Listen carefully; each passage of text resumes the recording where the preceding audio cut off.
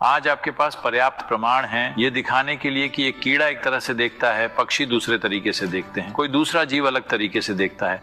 आप वैसे देखते हैं जैसा आपके जीवन यापन के लिए जरूरी है। यही कारण है कि हमने कहा है कि ये संसार माया है। माया का मतलब है जो भ्रामक है। हम ये नहीं कह रहे कि अस्तित्व भ्रामक है, हम बस ये कह रहे हैं कि आप इसे जिस तरह से देख रहे हैं वो भ्रामक है। ये वैसा नहीं है जैसा कि आप सोचते हैं, ये वैसा नहीं है जैसा आप देखते हैं। तो परमात्मा की खोज असल में इसलिए है क्योंकि आप इसे वैसा देखना चाहते हैं जैसा कि ये है।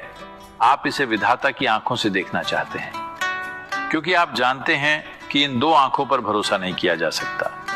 जब आप ये समझ जाते हैं तब आप दुनिया को विधाता की आंखों से देखना चाहते हैं। तो इसे विधाता की आंखों से कैसे देखें, इसके लिए हमने कई विधियां बनाई हैं।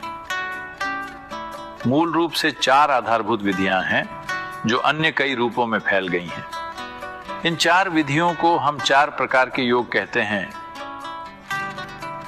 कर्म योग, क्रिया योग, ज्ञान योग, भक्ति योग। अगर आप अपनी बुद्धिमत्ता के द्वारा परमात्मा को छूना चाहते हैं तो हम इसे ज्ञान योग यानी बुद्धि का योग कहते हैं। अगर आप इसे अपनी भावना के माध्यम से छूने की कोशिश करते हैं तो हम इसे भक्ति योग या भावना का योग कहते हैं।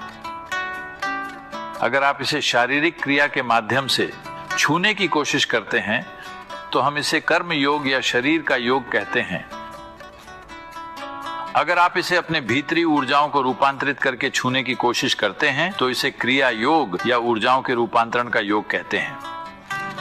इससे फर्क नहीं पड़ता कि आप किस धर्म से आते हैं, आप किस तरह की आध्यात्मिक प्रक्रिया कर रहे हैं, आप इनमें से किसी एक को या उनके सम्मिश्रण को कर रहे हैं। तो मुझे कौन सा योग करना चाहिए? हर इंसान इन 4 चीजों का एक सम्मिश्रण है।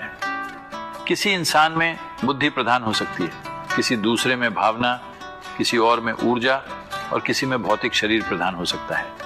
एक ही इंसान में उसके जीवन के विभिन्न चरणों में अलग अलग चीजें प्रमुख हो सकती हैं। जब तक आप इन 4 चीजों को एक साथ नहीं लाते, आप कहीं नहीं जाने वाले। आप एक ट्रेडमिल पर दौड़ रहे होंगे, आपको लगेगा कि आप कहीं जा रहे हैं पर असल में कहीं नहीं जा रहे होंगे। अगर आप कहीं जाना चाहते हैं तो आपको अपना शरीर, अपना मन, अपनी भावना और अपनी ऊर्जा, इन सबको अपने साथ ले जाना होगा। इन 4 को आगे बढ़ना होगा। केवल तभी आप आगे बढ़ पाएंगे।